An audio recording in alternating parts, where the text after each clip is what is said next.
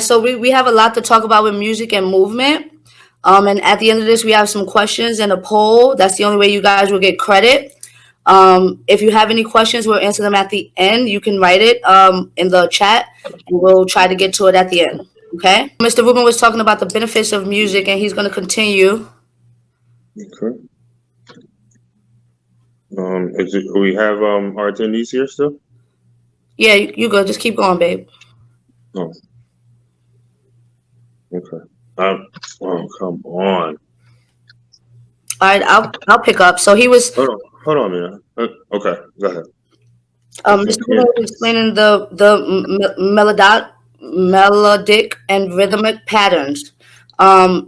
It's just like if you do something and they repeat, the more you do it, they'll be able to do it without you. So even if it's like a call and response, or they'll be able to repeat that, and sometimes they'll be able to lead and do it.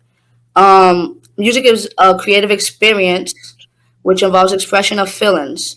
So sometimes when the children don't know what to do or how to express themselves, maybe you should suggest maybe you want to dance it out, or anything. Try different ways, but music is definitely an option. Music transmits culture and is an avenue by which beloved songs, rhythm, and dances can be passed down from one generation to another. So that's like Miss Mary Mack, or Pity Pat, things like that. Music is a social activity which involves family and community participation. That's just saying that the more you do it with them, the better it is. And like I said, eventually they'll want to do it themselves, but they're not going to do it unless you do it too. And real quick, before you go to the next slide, just going back to the one before that, the last two really. Just think of those songs that we learned growing up. And those songs that even the songs that we knew as children that we sing with the children that we work with now. Those are those songs that are passed down from generation to generation. Those songs that we love, that we still teach to this day, are so important because there's emotion behind that. There's some substance behind those songs that we sing. So and it's conveyed, as we sing them. So again, passed down from generation and involves family and community participation. Okay, so go ahead, Reuben. So the teacher's role, and now we're gonna, in the very beginning, we talked about the social, emotional, the mental, and the physical development, and we're gonna kind of touch on those things individually. But in our role, it's our job to create those meaningful experiences, and one of those ways of doing that is keeping the children engaged. During music and movement, the teacher's role is really the best thing you can do is to be the most interesting thing in the room. Your energy, your expression, your excitement, arms moving, your movements as well are going to keep those children engaged. And that's the best, one of the best ways to really get them interested in learning and get them interested in music. Another thing, you must be an active participant. Children will mimic and copy what we as adults do. They see us every day on a daily basis, and they're going to look up to us. They're going to remember the things that we say to them. They're going to remember the things that we teach to them, the songs that we present to them, the movements and things as well. So be an active participant. Be a part of the song just as much as you want them to be a part of the song as well. Right. And to piggyback off of Mr. Reuben, copy and mimic them. Like the new dances coming out, especially on Fortnite. They love to get a kick out of you trying to do it, especially me. Like, I'm not a dancer. I don't have rhythm.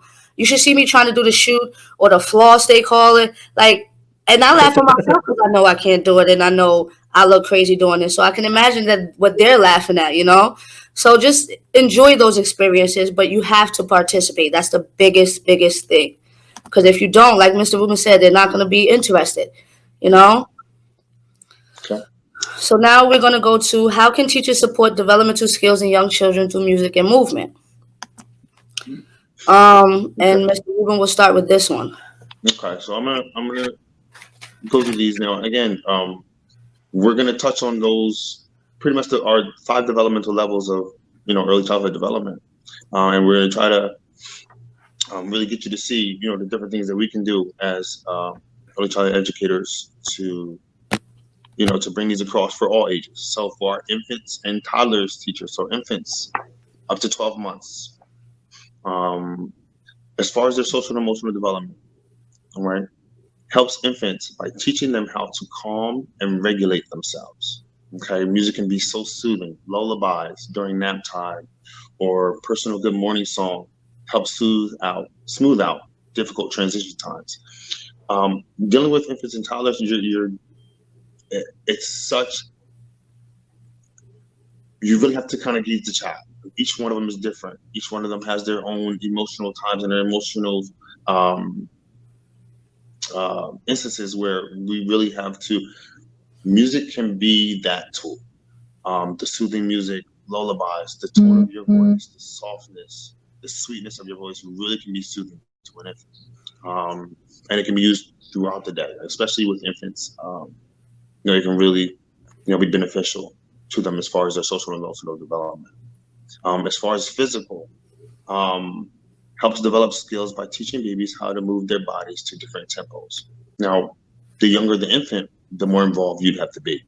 As they reach that 12-month point and they're beginning to walk and really discover their environment more, then you can kind of have them kind of mimic some of the things that you do and you mimic what they do as well. Um, and they're going to react from your facial expressions, your movements, and things like that. So um, the younger ones will be, you would have to manipulate a bit more. You would have to get the arms moving, have them help them clap their hands, move their feet, stomp them. So you may be a little bit more involved the younger the infant is, okay, as far as the physical part of it. Thinking. Providing instruments during music and movement will support the development of thinking skills by allowing them to practice cause and effect.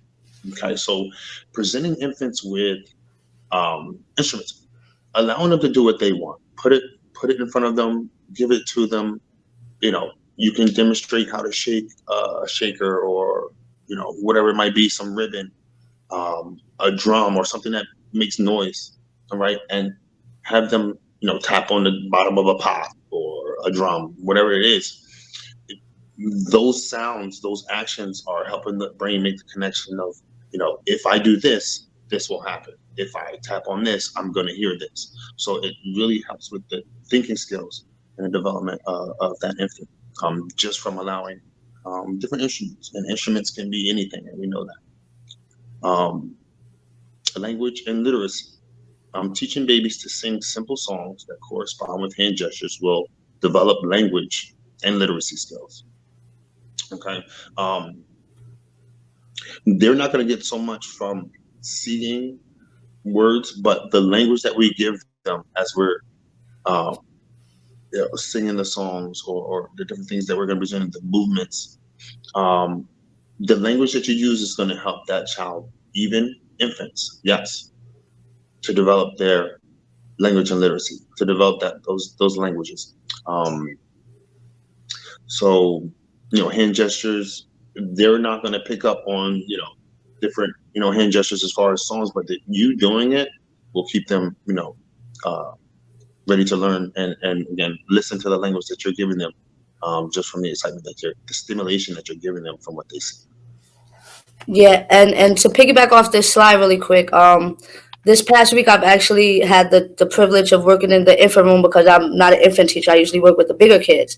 Ooh. And when I do see them, I try to sing a song or so. And lately, my go to has been head, shoulders, knees, and toes. And believe it or not, is more as much as I repeat it, the younger ones start to do it. And even if they're pointing to the wrong body part, they're still catching on now. Now they're interested to do it because of the repetition. So even if they don't understand you, you have to be repetitive so that way eventually they'll get it and they're gonna understand.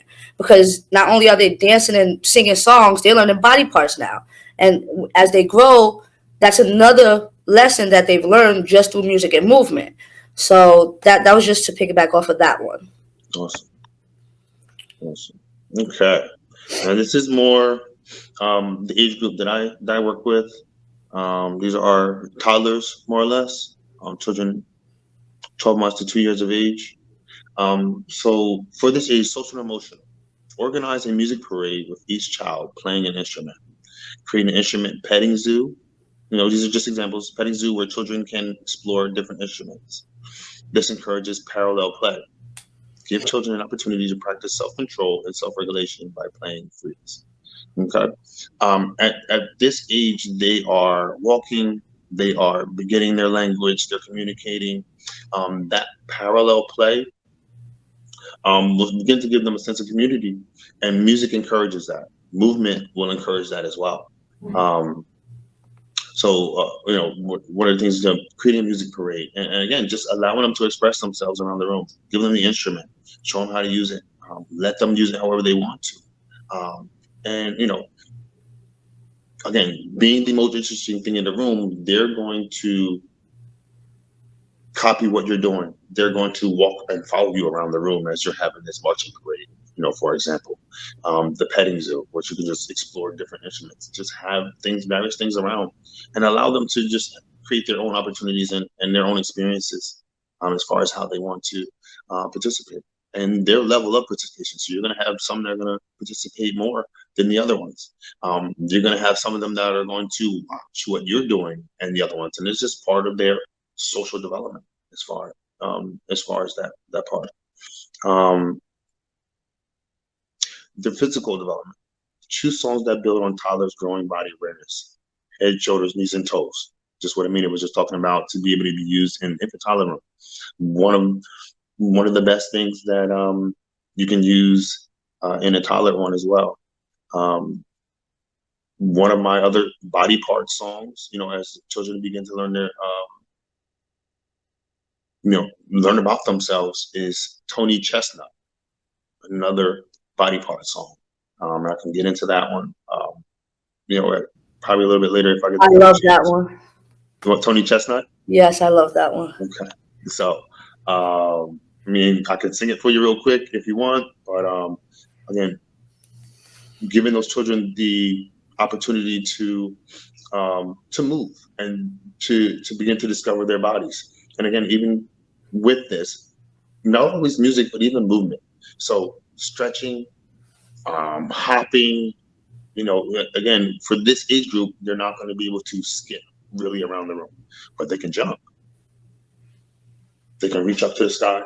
They can reach down and touch their toes. Okay, they can swing their arms. If we are demonstrating them, they will do their own expression of that, their own version of that, and join in that experience as much as they want to. Okay, but just giving them the opportunity to get that physical development, um, through music and or movement. Okay? For this age group, thinking, the cognitive development, toddlers can associate particular songs with specific activities. So the cleanup song, this helps young toddlers cope with transitions. And this age group transitions, once you create a routine um, of transitions, and it's done on a repeated basis, and they're going to grasp onto it. The cleaning songs, the hand washing songs, all those different things are going to help them remember what to do. If it's time to clean up, you sing a cleanup song. It can be the same one every day. That would be ideal for this age group. Okay, because you don't want to have a whole bunch of different cleaning songs. You want to have whole bunch of different hand washing songs, um, because they're not going to internalize what it is that we're trying to convey. All right, so if you get once they have that one down, and you want to introduce a new cleaning song, absolutely. Okay. Um, but the more we stay on that, the more, again, just an example, the more they'll be able to pick it up, and the easier those transitions will be. As far as language and literacy, using songs to stretch their vocabulary. Songs and rhymes help toddlers learn how to put words and phrases together. Pausing and letting children fill in the blanks when singing well-known songs. Row, row, row your. Okay, we all know the next word in that is. So again, um, those pauses at the end of phrases, for those more well-known songs. But again, as they're learning them, you're giving them the language. All right. Every song that we sing, every word that we say in our classrooms, we're teaching. At this age group, we're teaching. The things that you say, the tone, how you say it, how you deliver it, is allowing that child to learn language. So, I, when I'm in the classroom, the way I speak to a child is the way I want them to learn. My language, I'm not using scaled down, baby words or whatever. As we're bringing across those songs, at this age group, it's okay to stop and explain a part of a song, why we're doing a movement. You may think that they're not receiving it, but they are. And again, through repetition, they'll begin to internalize it. And to add into that with what Mr. Reuben said, um, and someone asked about attention spans. Sometimes the children aren't even going to pay attention. But again, if you're repetitive and you're doing what you're supposed to do, that child might join in, they might not. But growing and learning about that child, you'll find things that they like, and then you'll find songs they like. We have quiet songs, we have loud songs, we have a peanut set on the railroad track. They might just like the fact that the peanut got squashed, and that's all they like. You know what I mean? So you have to just work with the things you have and try to find certain things that the children like. Like I have a child that holds his ears because we sing too loud. So then we'll sing, "You Can Ride in My Little Red Wagon," and instead of getting louder, we'll go lower to appease that child. So you have to find things that work for the children. And as far as attention span, yes. With this age group, you're gonna have them for about 2 to 3 minutes. Right? Enjoy those 2 to 3 minutes. And use that time for and if they go off and they go off and do the thing, absolutely let them go. Let them go. It's their development and their them exploring and getting comfortable in their environment. So yes, attention span is there's something that we would have to accept. But for that age group, it's going to be for a short period of time because they can't stop moving. But don't think that they just because they can't stop moving or their attention span is short or low or whatever the case may be, that they're not learning or listening, because they are. Yeah. They're still receiving. Yep. Still using receptive. Go ahead. All right, for 2 to 3 year olds, socially and emotionally, it helps them learn their name. I mean, learn to name their feelings. Um, uh, like I have a like I was saying, I have Music. through music. Like I have a student that says that the music's too loud, so he covers his ears, but he loves to dance to certain songs. So you kind of got to like encourage them with your words also, and be there for them when things like that occur. Physically introduce creative movement experiences when you sing with the children. Like you can use the parachute for Pop Goes the Weasel or popcorn, or you can make up your own song with the parachute, whatever works for you. Because sometimes maybe they don't want to use a prop, So uh, thinking, play songs with different tempos. You want to go fast, you want to go slow. My kids last year, the group that I had, they love to skate on wax paper, and dance that way. This year, this group, they just like to hold hands and dance. So, you got to work with what you have and try to feed off of them and their interests. The language, as you sing, tell story using puppets. It's not just about, you can add music and movement any part of your day. We add a song for lunch. We have a song for greeting time, good morning.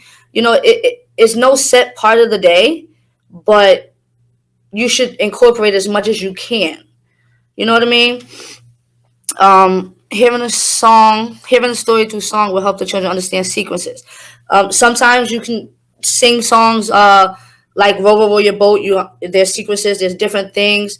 I noticed in the 2 years old classroom, they don't sing the song with the teacher at all. The teacher sings her heart out, and the only time the kids participate is when she goes "Row, row, row your boat gently down the stream."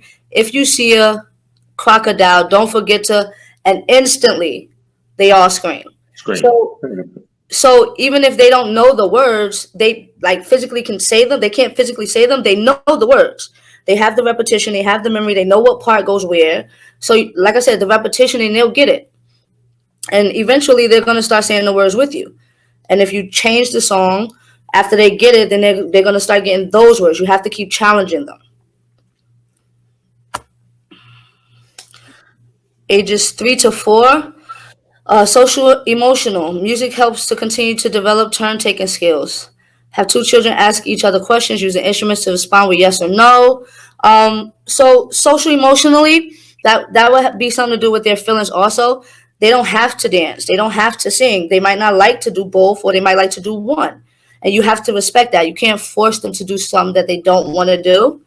Um, and you can find creative ways to teach them different instrument sounds. Like you shake the tambourine if it's yes, hit the bell if it's no. Uh, Physically, have children take turns with the partner playing patterns on an instrument and imitating the patterns with their hands and feet. So again, it goes back to the clapping. And sometimes they'll repeat it, sometimes they won't. If they're interested, they might try to make their own beats. You know. Uh, and sometimes it doesn't even have to be a clap. It can be a call and respond, and you can use it that way. Whatever is suitable for you and them.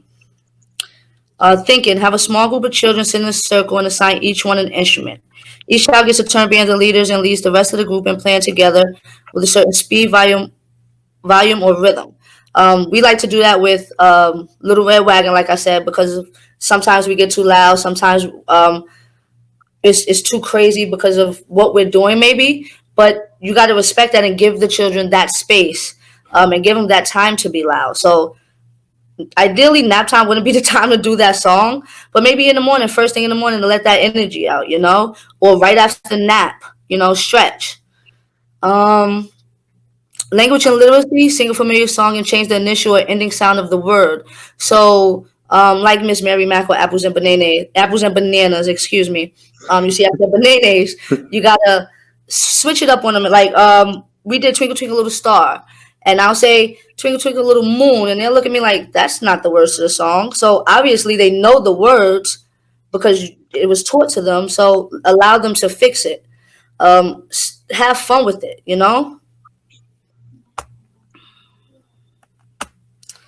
The Go ahead, Ruben. Okay, so and maybe you can jump in this as well, because it's really, I think, with the older groups, you can have more of a set time in your schedule, for the time of day for music and movement. But it's suggested that it be a prescribed portion of the daily routine. Make sure it happens at the same time every day. I mean, and we can do this in the younger classrooms as well. Um, but there has to be some flexibility, kind of with the younger ones, because on any given day, things can go any kind of way with that. Yeah. So always should have an easy to join activity to gather children into a movement activity. So the transition that you use, the language that you use to bring them into that music and or movement activity, they should, feel welcome. It should be easy to join.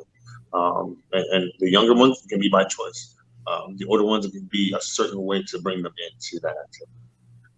And you can use your large group time to build a sense of community within the classroom as well.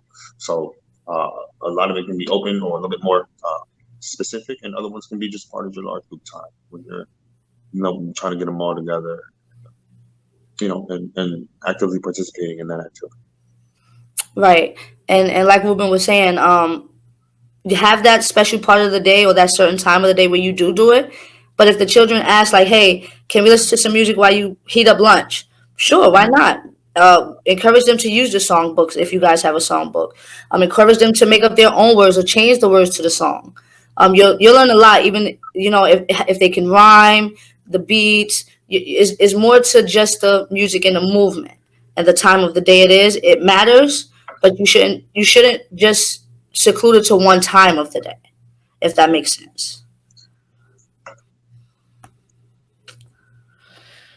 Um, Back to row your boat. Row your boat. So Miss Amina, she has mentioned this song, and this song we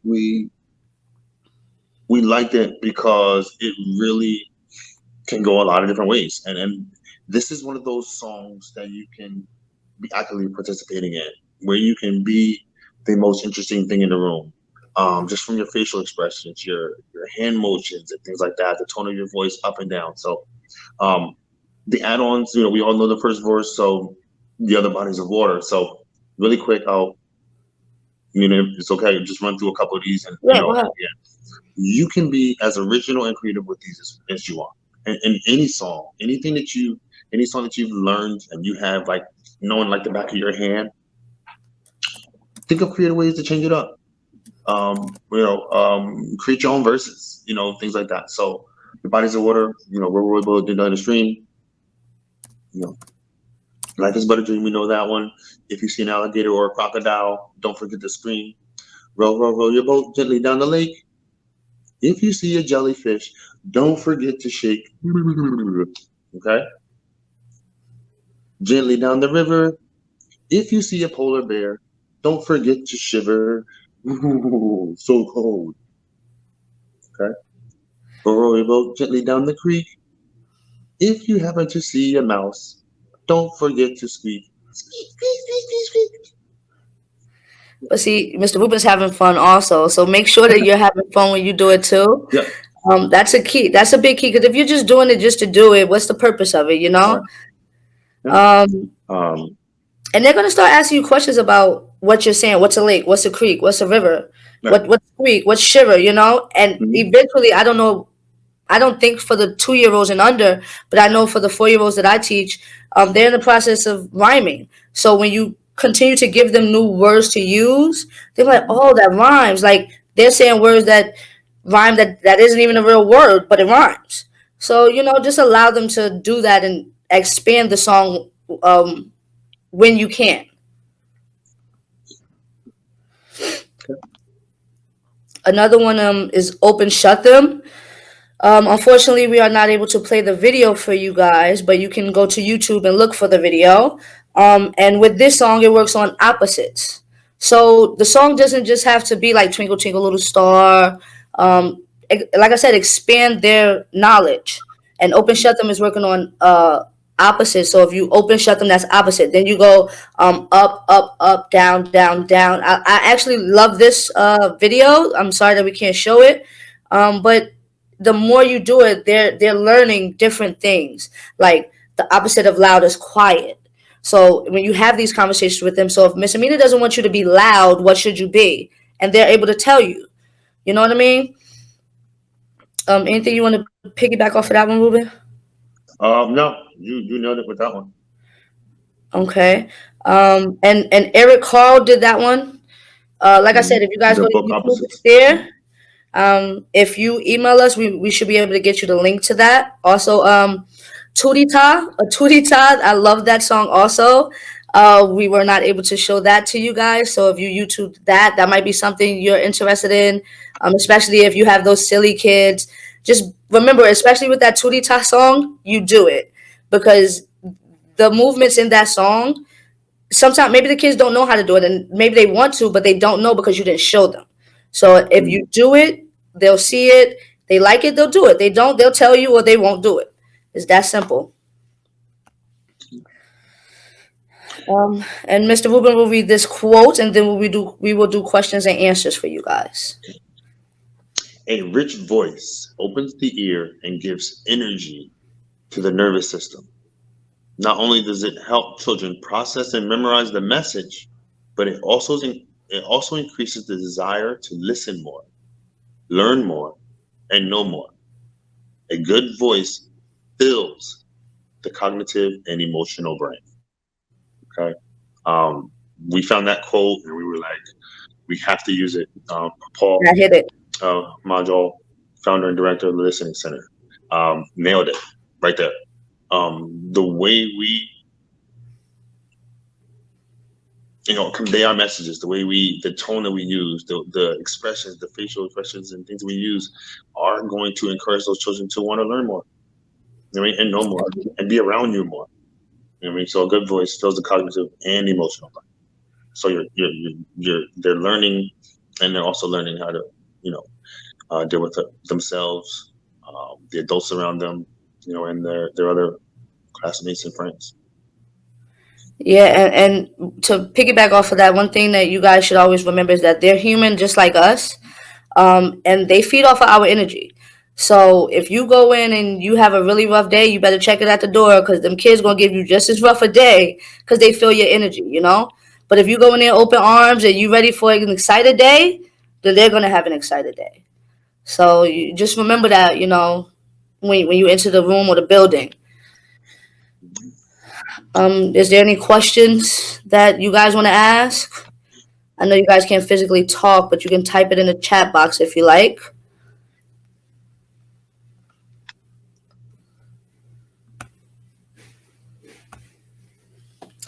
I don't think there is anything, Mr. Reuben. Okay.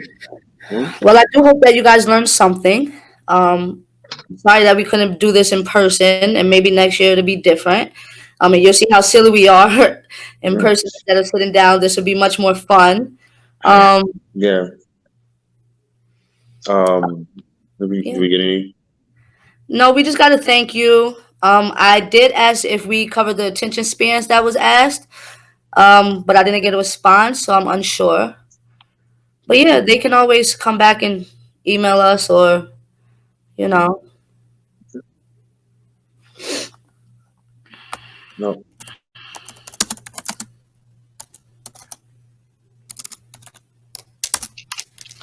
they said thank you, and thus far that is it, Mr. Rubin. All right.